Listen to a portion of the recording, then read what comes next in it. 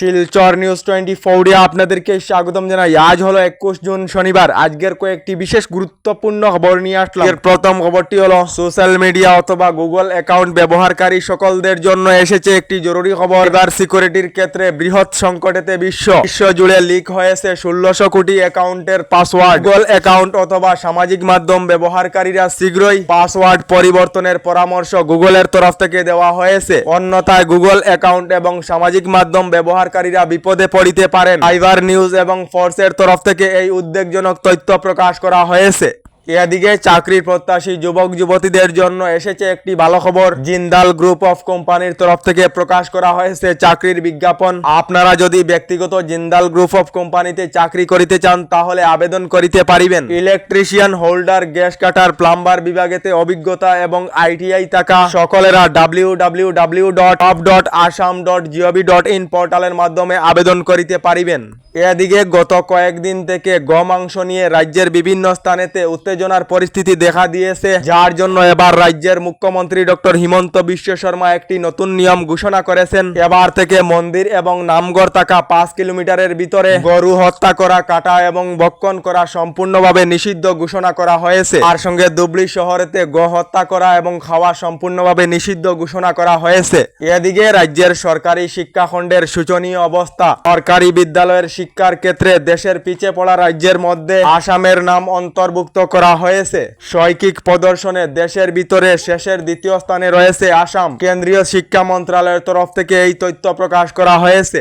এদিকে বিহারের কাটিহারেতে ভয়ঙ্কর রেল দুর্ঘটনা সংঘটিত হয়েছে। আসাম এক্সপ্রেস এবং রেলের টলির মুখোমুখি সংঘর্ষের ফলে একজনের মৃত্যু হয়েছে এবং 4 জন গুরুতর আহত অবস্থায় রয়েছেন বলে খবর এসেছে। এদিকে বদরপুর গেমন সেতুর কাজ 50% সম্পূর্ণ। নির্ধারিত সময়ের মধ্যেই খুলে দেওয়া হবে গেমন সেতু। গতকাল গেমন সেতু সংস্কার কাজের অগ্রগতি খতিয়ে দেখে জানালেন মন্ত্রী কৌশিক রায়। তার সঙ্গে হারাং সেতু দুর্ঘটনা নিয়ে উচ্চ পর্যায়ের তদন্তের ইঙ্গিত দিলেন মন্ত্রী কৌশিক রায়। তার সঙ্গে হারাং সেতু দ্রুত মেরামতের জন্য শাসনকে নির্দেশ দেওয়া হয়েছে বলে জানিয়েছেন মন্ত্রী কৃষ্ণেন্দু পাল। এদিকে ইরান ইসরায়েল সংঘর্ষে আমেরিকা নাক গলাবেন না, তা না হলে পৃথিবী ধ্বংস হয়ে যাবে। আমেরিকার রাষ্ট্রপতি ডোনাল্ড ট্রাম্পকে কড়া হুঁশিয়ারি রাশিয়ার রাষ্ট্রপতি পুতিনের। ইরান ইসরায়েল যুদ্ধে জড়াবেন না, ডোনাল্ড ট্রাম্পকে হুঁশিয়ারি দিয়ে হোয়াইট হাউসের সামনে বিক্ষোভ আমেরিকার আম জনতার। নিজের দেশেই বিপাকে আমেরিকার রাষ্ট্রপতি ডোনাল্ড ট্রাম্প বলে খবর এসেছে। এদিকে দেশের কোটি কোটি কৃষকদের জন্য এসেছে একটি জরুরি খবর। পিএম কিষাণ প্রকল্পের 20তম কিস্তির টাকা দেওয়ার তারিখ এখনো কেন্দ্রীয় সরকার থেকে অফিসিয়ালি ঘোষণা করা হয়নি। তবে এই জুন মাসের শেষের দিকে কৃষকেরা পিএম কিষাণের 20 নং কিস্তির টাকা লাভ করিবেন। তার সঙ্গে এবার মধ্যপ্রদেশের কৃষকেরা 2000 টাকার পরিবর্তে 4000 করে টাকা লাভ করিবেন বলে খবর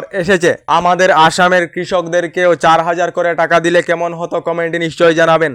এদিকে কংগ্রেসের যুবরাজ রাহুল গান্ধীর গতকাল জন্মদিন ছিল। কংগ্রেসের যুবরাজ রাহুল গান্ধীর জন্মদিনে এক্স হ্যান্ডেলেতে শুভেচ্ছা জানিয়েছেন দেশের প্রধানমন্ত্রী নরেন্দ্র মোদী।